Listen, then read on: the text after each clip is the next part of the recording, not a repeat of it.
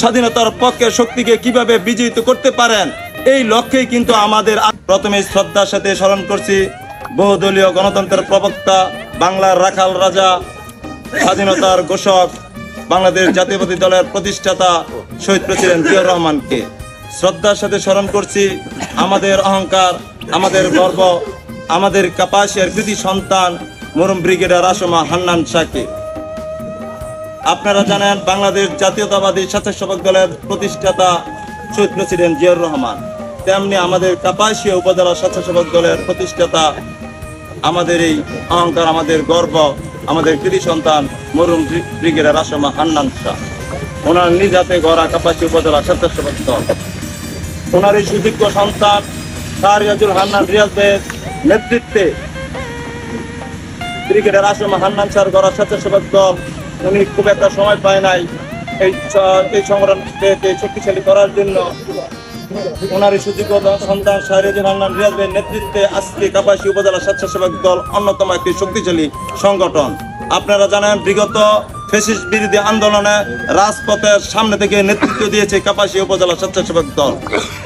সংগ্রামী নেতৃবৃন্দ, আমাদের প্রিয় নেতা শাহরিয়াজুল হান্নান রিয়াজ ভাই অনুভব করছেন বিগত আন্দোলন সংগ্রামে যেমন কাপাসিয়া উপজেলা স্বেচ্ছাসেবক দল সামনে থেকে নেতৃত্ব দিয়েছে, সামনে আসন্ন নির্বাচনেও কিভাবে কাপাসিয়া উপজেলা স্বেচ্ছাসেবক দল অগ্রণী ভূমিকা পালন করতে পারে, সেই এই ধারণাই উনি আমাদেরকে নির্দেশনা দিয়েছেন।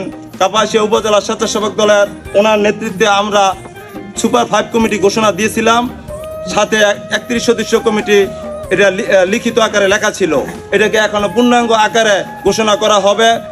তারই জন্য উনি আমাদেরকে নির্দেশনা দিয়েছেন আপনারা ওয়ার্ড কমিটিকে সুসংগঠিত করে তারপরে আপনারা ইউনিয়ন স্বেচ্ছাসেবক দল কমিটি ঘোষণা করবেন।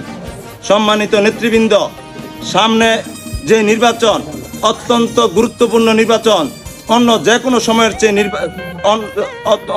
অন্য যে কোনো নির্বাচনের চেয়ে এই নির্বাচন অত্যন্ত গুরুত্বপূর্ণ। এই নির্বাচন স্বাধীনতার পক্ষের শক্তি, একটা দল স্বাধীনতার পক্ষে, আরেকটা দল স্বাধীনতার বিপক্ষে। আপনারা জানেন আরেকটা শক্তিশালী সংগঠন ছিল ফ্যাসিস্ট আওয়ামী লীগ। তারা বিগত দিনে অন্যায়, অত্যাচার, জুলুম, নির্যাতন করে সরকার প্রধান পালিয়ে গেছে। এখন আমাদের এই দুইটা দলের মধ্যেই আগামী দিন নির্বাচন হবে, প্রতিদ্বন্দ্বিতা হবে। এই নির্বাচনে আপনারা অবশ্যই স্বাধীনতার পক্ষের শক্তিকে কিভাবে বিজয়িত করতে পারেন, এই লক্ষ্যেই কিন্তু আমাদের আজকের এই দ্বিবার্ষিক সম্মেলন। এই দ্বিবার্ষিক সম্মেলন প্রত্যন্ত অঞ্চল থেকে একেবারে তৃণমূল থেকে কিভাবে শক্তিশালী করা যায় এবং প্রত্যেকটা ভোটারের দ্বার প্রান্তে যাওয়া যায়, সামনে নির্বাচনে কিভাবে এজেন্ট ভালোভাবে করা যায়, সেটার জন্যই আমাদের আজকের দ্বিবার্ষিক সম্মেলন। আমরা আশা করি এই দ্বিবার্ষিক সম্মেলনের মাধ্যমে যে কমিটি গঠন করা হবে তারা যেন এই পদ পেয়ে তারা নিজেকে যেন অলঙ্কিত না করে, এই পদ তারা নিজের কার্যক্রমের মাধ্যমে তারা যেন পদকে অলঙ্কিত না করে নিজেকে অলঙ্কিত করে কার্যক্রমের মাধ্যমে। আমরা আগেই ঘোষণা দিয়েছি, আমরা আগেই বলেছি সামনে যে কমিটি আসবে এখানে অবশ্যই যারা বিগত দিন আন্দোলন সংগ্রাম করেছে তাদেরকে অগ্রাধিকার দেওয়া হবে।